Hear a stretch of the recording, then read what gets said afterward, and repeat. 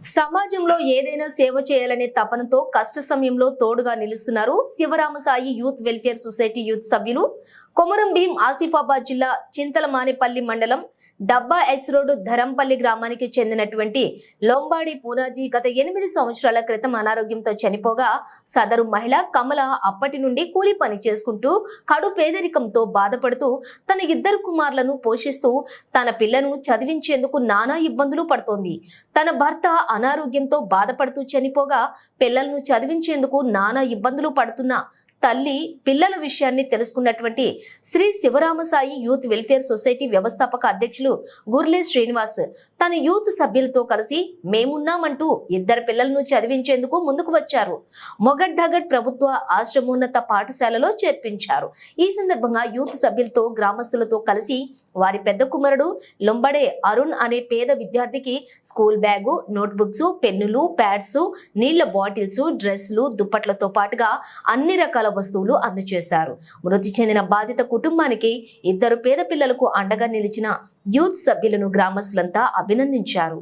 చదువు పూర్తయ్యే వరకు పూర్తి ఖర్చులు యూత్ ఆధ్వర్యంలో అందిస్తూ పేద పిల్లలకు అండగా ఉంటామని యూత్ అధ్యక్షులు గుర్లే శ్రీనివాస్ తెలియజేశారు.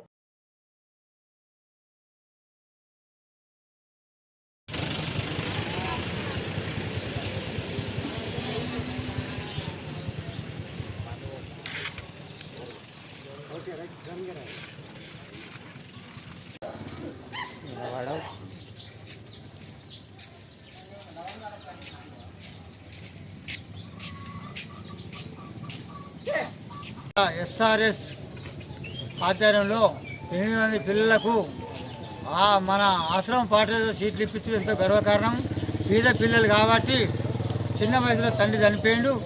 అటువంటి వాళ్ళకు ఒక ఎస్ఆర్ఎస్ యూత్ వార్లు వాళ్ళకు బ్యాగులు, బుక్కులు, బ్యాగ్ అంటే ఇదే బ్యాగు, ఇటువంటి మంచి మంచి బ్యాగులు కొనిచ్చి పెన్నులు, సబ్బులు అన్నీ చేసిండు.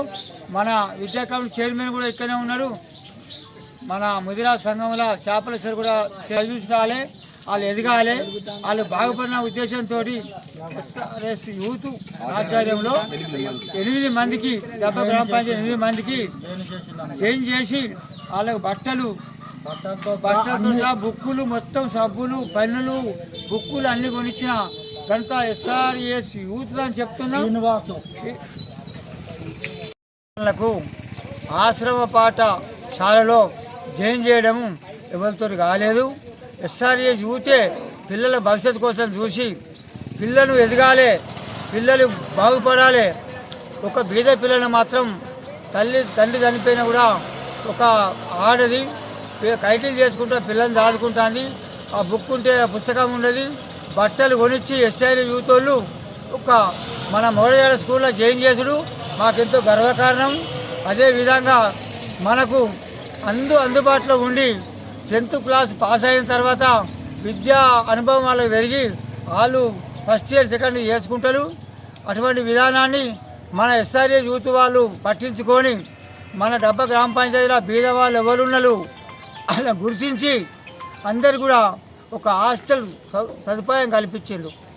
అందుకని ఎస్ఆర్ఎస్ యూత్కు మేము పాదాభివందనలు చేసుకుంటానని ముగిస్తున్నా.